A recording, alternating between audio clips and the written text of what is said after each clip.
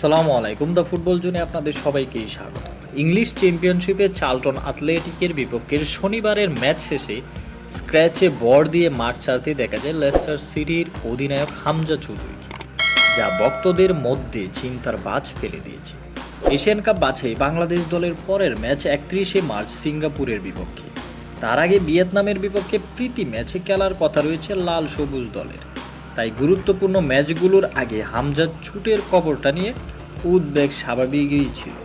প্রাথমিকভাবে গুঞ্জন উঠে ডান হাঁটুর মিডিয়াল ক্যাটারালার লিগামেন্টের চোটের কারণে সার্জারির প্রয়োজন হতে পারে হামজার, যা তাকে দীর্ঘ সময় মাঠের বাইরে পাঠাতে পারত। লেস্টার সিটির কোচও ম্যাচের পর বলেছিলেন, হামজাকে হাঁটুর ব্রেস পরা অবস্থায় দেখেছি, মনে হচ্ছিল দ্রুত সেরে ওঠার মতো নয়। আশার খবর হলো হামজার সার্জারির প্রয়োজন নেই।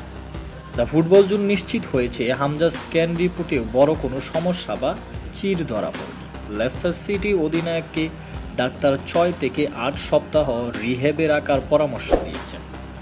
হামজা সার্জারি ছাড়াই রিহ্যাব প্রক্রিয়া অনুসরণ করে পুনরায় মাঠে ফিরবেন।